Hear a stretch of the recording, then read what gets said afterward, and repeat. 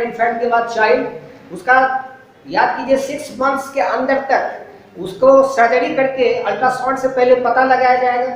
फिर surgical method से testis को कम से कम एक टेस्टिस को स्क्रोटम तक लाना जरूरी है ताकि वो अपने लाइफ टाइम में एक फर्टाइल मेल हो सके। अन्यथा एब्डोमेन में टेस्टिस रहने के बावजूद भी वो स्टेराइल हो जाएगा, उसके नॉन फंक्शनल स्पर्म होंगे, टेस्टिस के अंदर का स्पर्म कभी भी बच्चा पैदा करने के लायक नहीं रह पाएगा।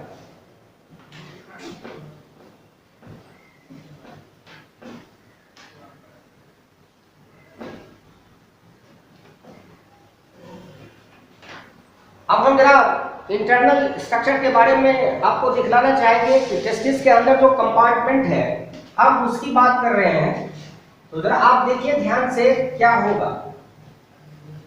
हम रिवर्स डायग्राम आपको दिखला रहे हैं, चलिए देखिए ऐसे होगा। ये टेस्टिस है और सोचिए ये भस्कुलोजा लेयर है, चुनिका भस्कुलोजा, और ये है चुनिका अल्बुजिनिया, ये है चुनिका भस्कुलोजा और ये है चुनिका अल्बुजिनिया। आपको समझाया हमने कि चुनिका अल्बुजिनिया से सेप्टा अंदर आएंगे, ऐसे ऐसे कई सेप्टा अंदर आ जाएगा। तो ये सेप्टा हो गया।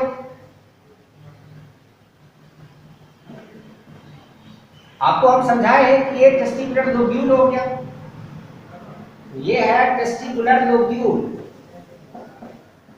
टेस्टिकुलर लोब्यूल हो गया ये। अब ये टेस्टिकुलर लोब्यूल हम एक की बात कर रहे हैं, ऐसा ऐसा कितना होगा टेस्टिकुलर लोब्यूल? तो टोटल टेस्टिकुलर लोब्यूल हमने आपको बताया है अप्रॉक्स 250 300 तक हो सकता है। अप्रॉक्स हमने लिखा है कितना होगा टेस्टिकुलर लोब्यूल 250 के आसपास। एक सिंगल टेस्टिकुलर लोब्यूल में 1 से 3 सेमिनिफेरस ट्यूब्यूल्स मौजूद होंगे। देखिए यहाँ पर हम सेमिनिफेरस ट्यूब्यूल को थोड़ा जिगजैग दिखलाएंगे। ये सेमिनिफेरस ट्यूब्यूल है, दूसरा सेमिनिफेरस ट्यूब्यूल को हम दिखला रहे हैं। ये सेमिनिफेरस ट्यूब्यूल आपस में मिलते चले जाएंगे, एक दूसरे से मिल जाएंगे। हम आपको सिर्फ 2 सेमिनिफेरस ट्यूब्यूल दिखला रहे हैं। सेमिनिफेरस ट्यूब्यूल, सेमिनिफेरस ट्यूब्यूल हम आपको दिखला रहे हैं।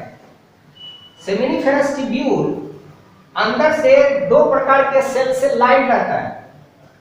चलिए एक तरफ के सेमिनिफेरस ट्यूब्यूल को हम बड़ा बना के दिखला रहे हैं ताकि आप समझ सकें कि अंदर में क्या क्या रहेगा। इससे हम थोड़ा बड़ा इसको बना के दिखला रहे हैं सेमिनिफेरस ट्यूब्यूल को। अंदर में जर्मिनल एपिथेलियल सेल्स का लाइनिंग होगा और सर्टोली सेल्स इसमें अंदर में होंगे।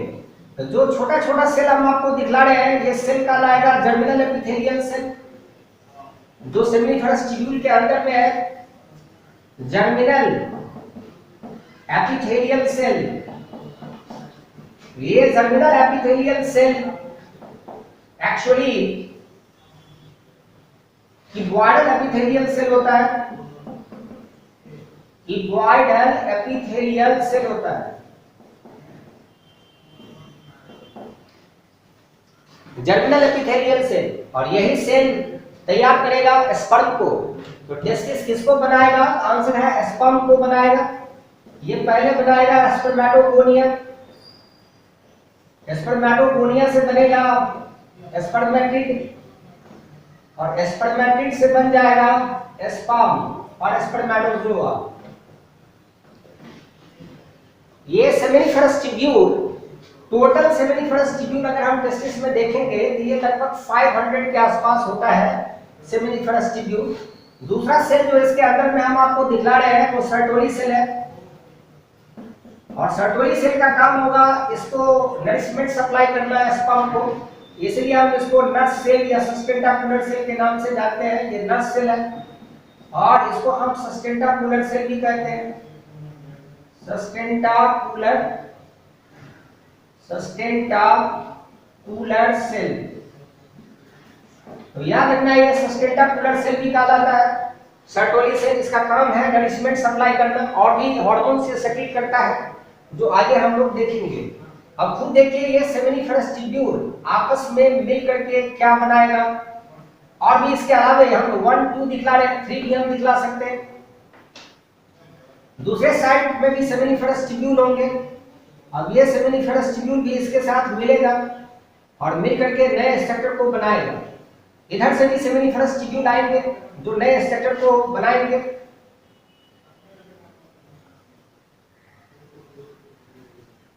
इस प्रकार ढेर सारे सेमिनिफरस ट्यूब्यूल्स खुलेंगे, ओपन होंगे एक नए स्ट्रक्चर में।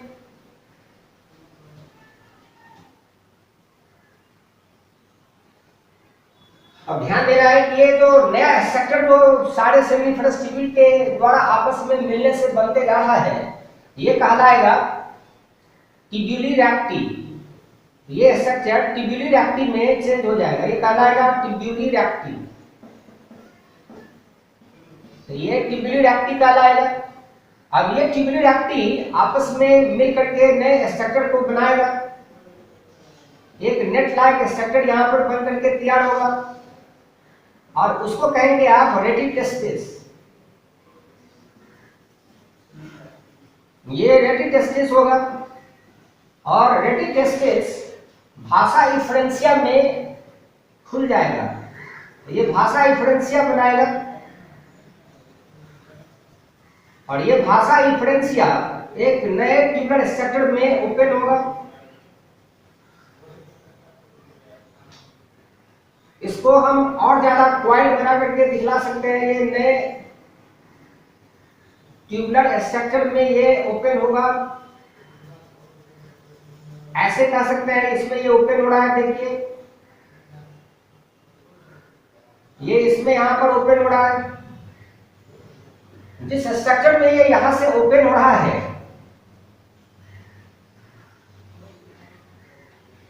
इसको कहेंगे आप भाषा इफ्रेंसिया। भाषा इफ्रेंसिया। अब ये भाषा इफ्रेंसिया जिसमें देखिए ओपन होगा वो कहलाएगा एपिडाडर्मिस। और एपिडाडर्मिस के 3 पार्ट होंगे, आपको याद होगा। एक होगा कैपूट एपिडाडर्मिस, एक होगा कॉर्पस एपिडाडर्मिस और एक होगा कॉडा एपिडाडर्मिस। याद कीजिए। तो ये एपिडाडर्मिस में आकर के क्या हो गया है, ओपन हो गया है। तो ये स्ट्रक्चर जिसमें आकर के ओपन हुआ है इसको कहेंगे आप एपिडाडर्मिस।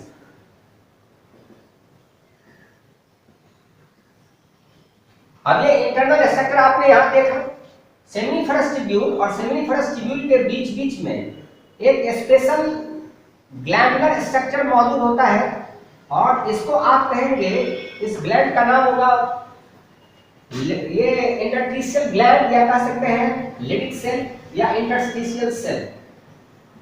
लिटिक सेल या आप इसको बोलेंगे इंटरस्टिशियल सेल। ये लिटिक सेल और इंटरस्टिशियल सेल सेमिनिफरस ट्यूब्यूल के बीच बीच में मौजूद है। इसका काम है अपने में से एंड्रोजन सेक्रीट करना। ये अपने से क्या छोड़ेगा, तो क्या आंसर होगा, एंड्रोजन। और इसी एंड्रोजन को आप कहेंगे मेल सेक्स हार्मोन, जिसका नाम होगा टेस्टोस्टेरोन।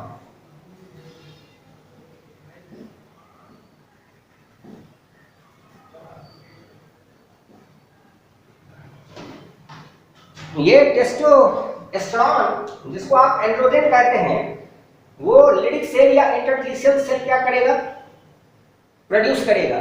इस प्रकार हम लोग क्या देखें कि टेस्टिस का जो यूनिट है वो है सेमिनिफरस ट्यूब्यूल। तो seminiferous tubule is unit of testis. Seminiferous tubule में 2 प्रकार के सेल का लाइनिंग है, एक है जर्मिनल एपिथेलियम और दूसरा है Sertoli cell. Germinal epithelium cell divide करेगा और डिवाइड करके बनाएगा पहले स्पर्मेटोगोनियम, फिर बनाएगा स्पर्मेटिड, फिर बनाएगा स्पर्म, जो आगे हम लोग स्पर्मेटोजेनेसिस के रूप में या गैमेटोजेनेसिस के रूप में पढ़ेंगे। सर्टोली सेल का काम है इसको स्पर्म को नरिशमेंट सप्लाई करना, इसलिए हम इसको नर्स सेल या सस्टेनेबल सेल कहेंगे। इसके अलावा अदर हार्मोन्स ये सेक्रीट करेंगे, जो हम लोग आगे डिटेल्स में देखेंगे। अभी फिलहाल ये देखना है कि ट्यूनिका अल्बुजिनिया टेस्टिस में कई सेप्टा भेज करके टेस्टिस को छोटे छोटे कंपार्टमेंट में बांट देता है, जिसको आप कहते हैं टेस्टिकुलर लोब्यूल। और टेस्टिकुलर लोब्यूल का नंबर अप्रॉक्स 250 होता है और एक टेस्टिकुलर लोब्यूल में 1 से 3 सेमिनिफरस ट्यूब्यूल होते हैं। तो ये सेमिनिफरस ट्यूब्यूल का नंबर टोटल लगभग 500 एक टेस्टिस 500 पर टेस्टिस देखने को मिलता है सेमिनिफरस ट्यूब्यूल। अब याद कीजिए सेमिनिफरस ट्यूब्यूल के बीच बीच में लिडिक सेल या इंटरस्टिशियल सेल है जो एंड्रोजन या टेस्टोस्टेरोन पैदा करता है। सेमिनिफरस ट्यूब्यूल आपस में मिल करके बनाएगा ट्यूबुलिडैक्टी को, और वो ट्यूबुलिडैक्टी आकर के ओपन होगा नए नेट लाइक स्ट्रक्चर में जिसका नाम होगा रेटिटेस्टिस। रेटिटेस्टिस आगे चल करके ओपन हो जाएगा किसमें, भाषा इफरेंशिया में, और भाषा इफरेंशिया ओपन हो जाएगा एपिडार्मिस में। ये एपिडार्मिस 6 मीटर लॉन्ग होता है लगभग। अब आप सोच सकते हैं 6 मीटर लॉन्ग कितना लंबा हुआ। तो लॉन्गेस्ट ट्यूबुलर स्ट्रक्चर जो एक टेस्टिस में मौजूद है वो है epididymis, longest tubular structure, longest tubular structure inside testis. ये कौन है तो क्या आंसर होगा, एपिडार्मिस, जिसके 3 पार्ट होते हैं जो हम लोग देखेंगे कि कैसे ये एपिडार्मिस बना और आगे इसका कनेक्शन क्या है।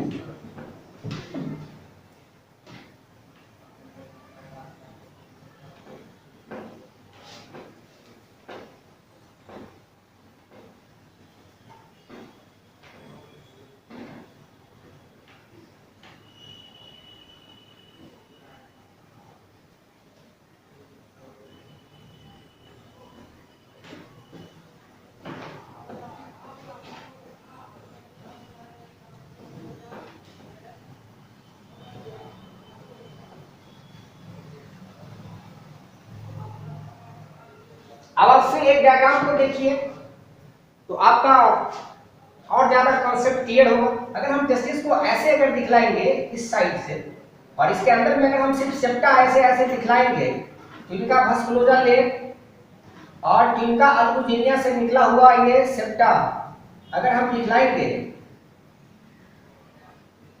ये ट्यूनिका अल्बुजिनिया है, तो आपको याद होगा इसके बीच में आपको क्या मिलेगा, सेमिनिफरस ट्यूब्यूल। अब ये सेमिनिफरस ट्यूब्यूल आगे आपको समझाया है कि खुल जाएगा। सेमिनिफरस ट्यूब्यूल मिल करके क्या बनाएगा, तो ट्यूबुलिडैक्टी। ये है सेमिनिफरस ट्यूब्यूल आपस में मिल करके क्या बनाया, ट्यूबुलिडैक्टी। अब ये ट्यूबुलिडैक्टी देखिए, ये ट्यूबुलिडैक्टी हो गया। ट्यूबुलिडैक्टी आगे चल करके नेट लाइक स्ट्रक्चर में ओपन होगा। नेट का मतलब है जाल के जैसा स्ट्रक्चर में चेंज होगा, और वो जाल के जैसा जो स्ट्रक्चर बन करके यहाँ पर तैयार हो रहा है इसका नाम होगा रेटिटेस्टिस। ये रेटिटेस्टिस हो जाएगा, रेटिटेस्टिस। अब ये रेटिटेस्टिस ओपन होगा भाषा इफरेंशिया में, और भाषा इफरेंशिया ओपन होगा, याद कीजिए आपको बताए थे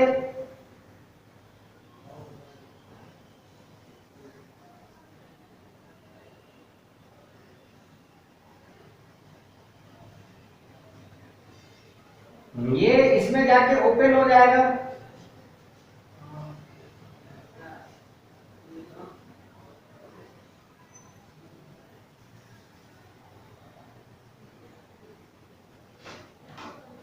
अब ध्यान दीजिए यहां होगा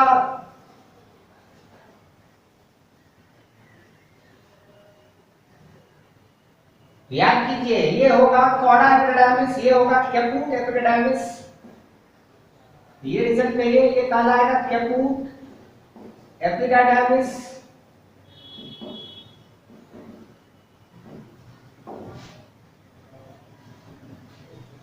बीच का पोर्शन क्या कहलाएगा,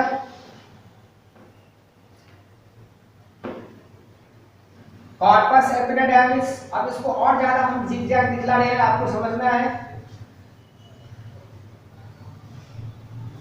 ये हाईली फोल्डेड स्ट्रक्चर होगा तब लगभग 6 मीटर लॉन्ग होगा। तो ये होगा कैपूट एपिडार्मिस, ये हो जाएगा। एपिडिडाइमिस, ये हो गया हेड, ये हो गया कॉर्पस एपिडिडाइमिस, ये हो गया बॉडी, ये हो गया बॉडी, और नीचे वाला पार्ट हो गया कॉर्डा एपिडिडाइमिस, कॉर्डा एपिडिडाइमिस, और ये पोर्शन कहलाएगा टेल ऑफ एपिडिडाइमिस। एपिडिडाइमिस का हेड से आप देख रहे हैं नीचे की तरफ ये फोल्ड होते होते होते होते यहां तक आया है। अब जो ये यहां से बाहर निकल जाएगा तो आप इसको कहेंगे भास डिफरेंस। इसका नाम अब भास डिफरेंस होगा जो निकल के जा रहा है। अब पूछेगा इस नली का क्या नाम होगा, तो इसका नाम हो जाएगा अब भास डिफरेंस। तो पूछेगा कि भास डिफरेंस कहां से निकलता है, तो आंसर है कॉर्डा एपिडिडाइमिस से। याद रखना है कॉर्डा एपिडिडाइमिस से क्या निकलेगा, क्या आंसर होगा, भास डिफरेंस। ये जो ट्यूबुलर स्ट्रक्चर अंदर में है वो क्या है, तो आंसर है एपिडिडाइमिस। तीनों को एक साथ आप क्या कहेंगे, सिर्फ एपिडिडाइमिस। एपिडिडाइमिस में कौन स्ट्रक्चर खुल रहा है, तो आंसर है भासा इफरेंसिया। भासा इफरेंसिया को में कौन खुल रहा है, तो आंसर हो जाएगा भासा इफरेंसिया में खुल रहा है नया स्ट्रक्चर जिसका नाम होगा रेडिटेस्टिस। रेडिटेस्टिस में कौन जाके ओपन हो रहा है, तो आंसर होगा ट्यूबुली डक्टी। ट्यूबुली डक्टी कैसे बना, तो आंसर है सेमिफेरस ट्यूब्यूल्स अलग अलग कंपार्टमेंट के, आप समझ रहे होंगे, ये मिल करके बनाया किसको, ट्यूबुली डक्टी को। ट्यूबुली डक्टी, रेडिटेस्टिस, भासा इफरेंसिया, तब आंसर क्या हो जाएगा एपिडिडाइमिस। और एपिडिडाइमिस के रीजन के हिसाब से हम लोग उसको हेड, बॉडी और टेल नेम दिए हैं। अब जो निकलेगा भास डिफरेंस, ये भास डिफरेंस अब ऊपर जाएगा इन्वाइनल कैनाल होते हुए, और ये इन्वाइनल कैनाल होते हुए ऊपर जाकर के खुल जाएगा सेमिनल वेसाइकल में जाकर के।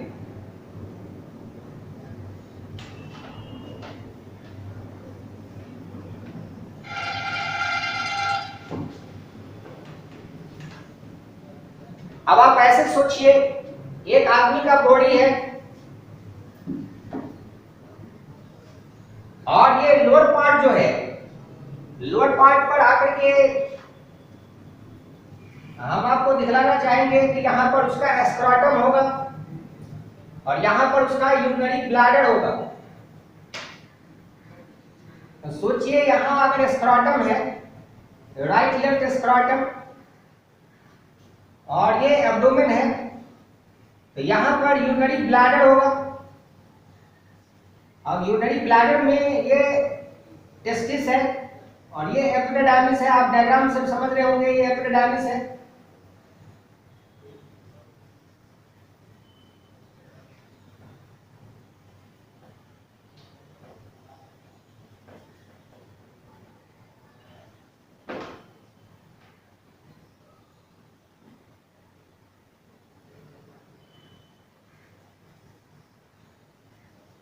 अब देखिए यहां से एपिडिडाइमिस से ये भास डिफरेंस निकला।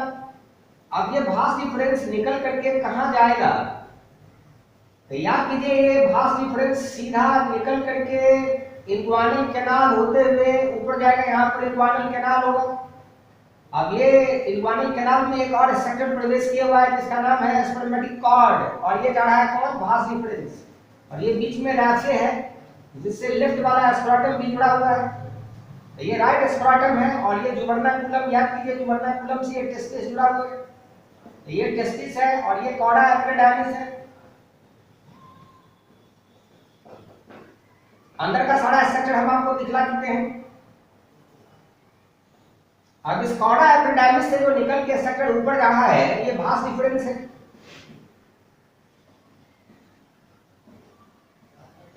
ये भास डिफरेंस जाकर के ऊपर से टर्न लेगा किस पर, तो आंसर है यूरिनरी ब्लैडर पर। अब ये यूरिनरी ब्लैडर, यहीं पर यूरिनरी ब्लैडर होगा, यूरिनरी ब्लैडर का यहां ओपनिंग होगा। अब इस यूरिनरी ब्लैडर पर याद कीजिए जो ये ऊपर से टर्न लेगा, तो यहां पर आपको बताया था यूरेटर है, जो यूरेटर आकर के यूरिनरी ब्लैडर में ओपन होते हैं, दोनों साइड के यूरेटर, राइट साइड का यूरेटर और लेफ्ट साइड का यूरेटर। तो ये नली जो ऊपर से आ रही है किडनी से, इसको आप कहेंगे यूरेटर। तो ये आ गया यूरेटर, और ये है urinary bladder. UB means urinary bladder. अब ध्यान दीजिए, यूरिनरी ब्लैडर के ऊपर से होते हुए ये टर्न ले रहा है, और पूछेगा जो नली ऊपर से जाकर के टर्न ले रहा है वो कौन है? तो आंसर है, ये है भास डिफरेंस। देखिए आप भास डिफरेंस को, ये भास डिफरेंस कहां से आया? तो आंसर है कॉर्डा एपिडार्मिस से जा रहा है ये भास डिफरेंस, और भास डिफरेंस ऊपर जाकर के टर्न लिया है यूरिनरी ब्लैडर पर होते हुए, और स्वेल कर जाता है, थोड़ा सा फूल जाता है। फूल करके ये बनाएगा एक तरह से एम्पुला। हम आपको एक तरफ का दिखला रहे हैं, दूसरे तरफ का भी होगा, दूसरे तरफ से भी आएगा ये, और यहां आकर के ये स्वेल कर जाएगा। स्वेल करने के बाद फिर ये पतला हो जाएगा। जो पतला हो रहा है सेक्टर, इसी में आकर के सेमिनल वेसिकल ओपन होगा। दोनों साइड का सेमिनल वेसिकल इसी में आकर के क्या होगा? ओपन होगा। देखिए इधर से भी सेमिनल वेसिकल आया, याद कीजिए ये ऊपर से कट लिया, क्या बनाया यहां करके? एम्पुला। एम्पुला भी किसका पार्ट है? क्या आंसर होगा? भास डिफरेंस का। Ampulla solid part of Bhasa difference, solid part of Bhasa difference है ये। अब इसके बाद देखिए ये आकर के किससे मिल गया? तो आंसर है सेमिनल वेसिकल से। और सेमिनल वेसिकल से जब ये मिल जाएगा तो मिल करके एक नली बनाएगा जिसका नाम होगा इजैकुलेटरी डक्ट, और इजैकुलेटरी डक्ट आकर के एक ग्लैंड जो यहाँ नेक के पास मौजूद है जिसका नाम है प्रोस्टेट ग्लैंड, इसमें आके ओपन होगा। तो ये नाम आ गया अब इजैकुलेटरी डक्ट। सेमिनल वेसिकल इस भास डिफरेंस से मिल करके क्या बना रहा है? तो क्या आंसर होगा? सेमिनल वेसिकल इस भास डिफरेंस से मिल करके एक स्ट्रक्चर को बना रहा है जिसका नाम क्या होगा? Ejaculatory duct. अब ये इजैकुलेटरी डक्ट नीचे जिस ग्लैंड में ओपन होगा वो होगा प्रोस्टेट ग्लैंड।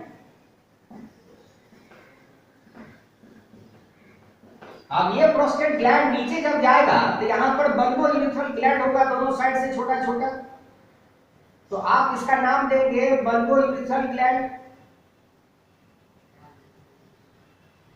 और तब ये पेनिस में चला जाएगा, ये होगा बल्बो यूरिथ्रल ग्लैंड। जो डायग्राम हम आपको पहले डायग्राम में दिखाए हैं उसमें यही स्ट्रक्चर है, इसको आप देखेंगे तो आपको स्पष्ट नजर आ जाएगा बल्बो यूरिथ्रल ग्लैंड। अब हम लोग आगे नेक्स्ट डे डिटेल्स में इसके बारे में चर्चा करेंगे। अब ये यूरिथ्रा है, धीरे धीरे देखिए ये यूरिथ्रा में ओपन हो रहा है। अब ये यूरिथ्रा नीचे पेनिस में आकर के ओपन होगा, तो नाम हो जाएगा ग्लेंस पेनिस।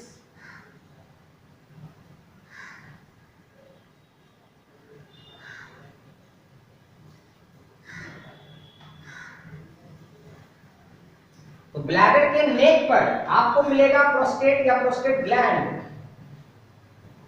ये याद रखना है।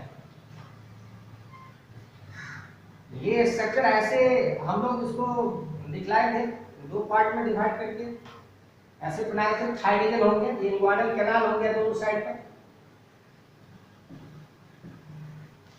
तो आप फर्स्ट डे का डायग्राम देखेंगे आपको